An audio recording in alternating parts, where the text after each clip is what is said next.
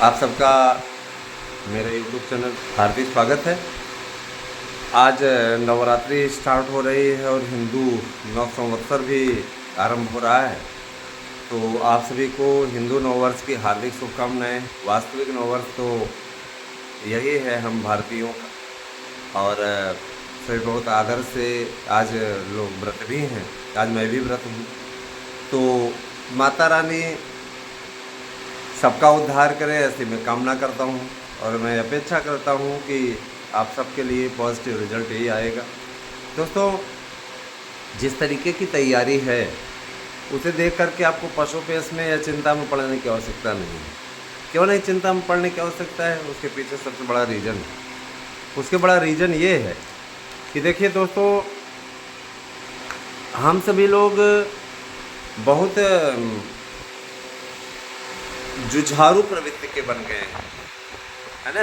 हमारे जो बीएड आवेदक हैं वो जुझारू प्रवृत्ति के बन गए हैं। आप सोशल मीडिया पे तमाम प्रकार की खबरें पढ़ते रहते हो, तमाम प्रकार की खबरें आते रहती हैं और उनमें आपको तरह तरह की बातें देखने को मिलती हैं। कोई कहता है बीएड की एंट्री अब नहीं होगी, पुराने वाले भी बाहर हो गए, नए वाले भी अब कभी एंट्री इनको नहीं मिलेगी।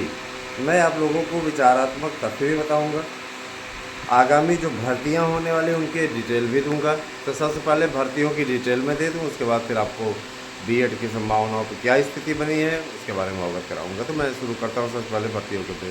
देखिए दोस्तों, नए आयोग का गठन हुआ है। नए आयोग के गठन की प्रक्रिया में एक काम हो रहा है, अध्यक्ष की नियुक्ति। क्योंकि जो कार्यवाहक अध्यक्ष हैं कहीं न कहीं इनके पास फैसले का अभाव है, कहीं कहीं ये फैसले को लागू कर पाने में अक्षम साबित हो रहे हैं। और जाहिर सी बात है कि कार्यवाहक वाला टेम्परेरी वाले को कोई मानता उनता नहीं है ना। तो मैं ये अवश्य कहूँगा कि आप सभी लोग, है ना, जो भी हमसे जुड़े हैं, हमारे विचारों से जो सहमत हैं, हमारे साथ में जो लगे हुए हैं, यकीन माने कि भर्तियां समयबद्ध तरीके से होंगी। थोड़ा अध्यक्ष की नियुक्ति की भी प्रक्रिया पूरी हो रही है। अध्यक्ष की नियुक्ति उसके पश्चात हो जाएगी, है ना। मान के चलिए कहा जा रहा है कि 1 मई तक अध्यक्ष आ जाएंगे, और जाहिर सी बात है कि 1 मई तक अध्यक्ष आ जाएंगे। उसके पश्चात जो है प्रक्रिया, माने आपकी परीक्षा की तिथियों का आधिकारिक ऐलान हो जाएगा। परीक्षा तिथियों का आधिकारिक ऐलान होने के पश्चात आगे आपके लिए जो और प्रॉब्लम्स है वे भी दूर होंगी।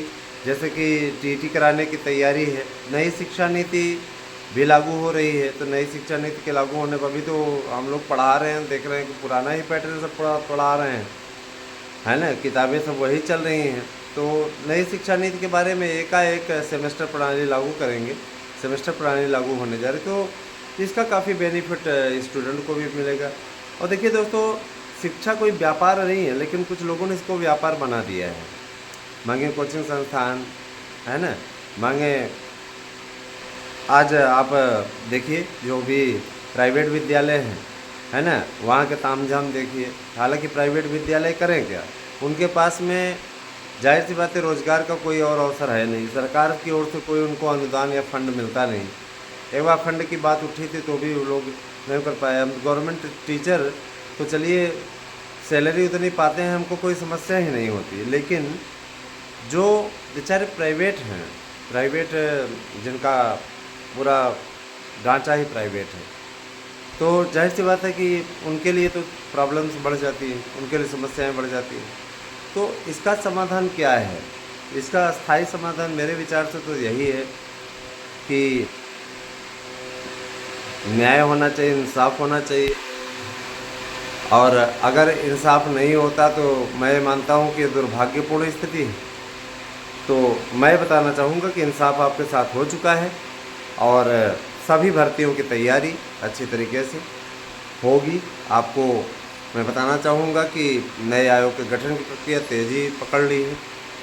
जब अध्यक्ष आ जाएंगे तो पूर्ण गठन ही कहा जाएगा। वैसे तो अभी मेंबर आ गए हैं, है ना, सभी मेंबर आ गए हैं, लेकिन अध्यक्ष आ जाएंगे तो पूर्ण गठन हो जाएगा। तो मान के चलिए कि उसके बाद प्रक्रिया आपकी तेज़ी पकड़ेगी। अब थोड़ा जैसे इतना इंतज़ार कर लिया वैसा थोड़ा इंतज़ार और कर लीजिए। जूनियर एडेड की लिस्ट निकलेगी, जूनियर एडेड की लिस्ट निकलने वाली है। इसके अतिरिक्त एक भाषा शिक्षकों की भर्ती, भाषा शिक्षकों की भी भर्ती होनी है, उसमें भी किसी प्रकार का कोई संशय नहीं है।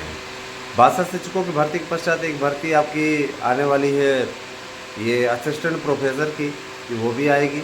चपरासियों की भर्ती, बाबुओं की भर्ती, है ना, स्टेनोटाइपिस्ट की भर्ती, इन सब भर्तियों को भी युवाओं को हाथ आजमाने का मौका मिलेगा और बीएड डिग्री धारक भी इसमें आवेदन कर सकेंगे।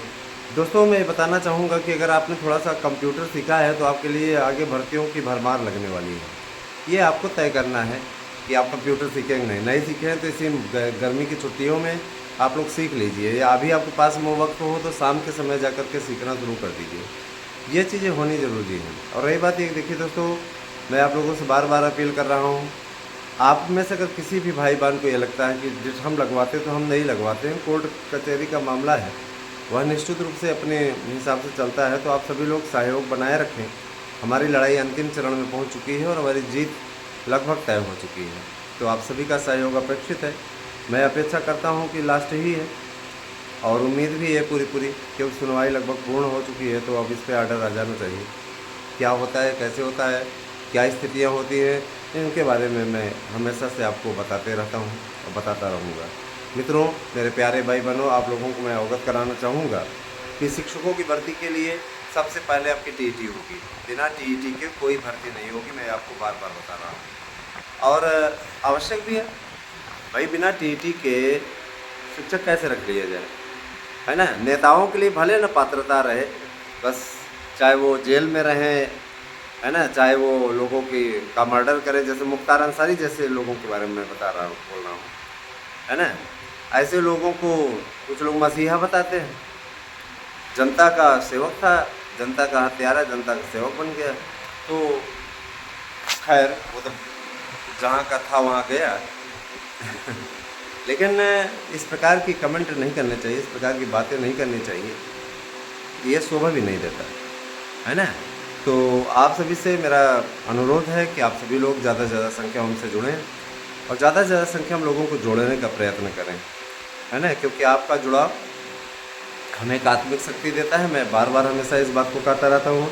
रही बात बीएड संभावना की, तो देखिए उसकी लड़ाई भी लड़ी जा रही है।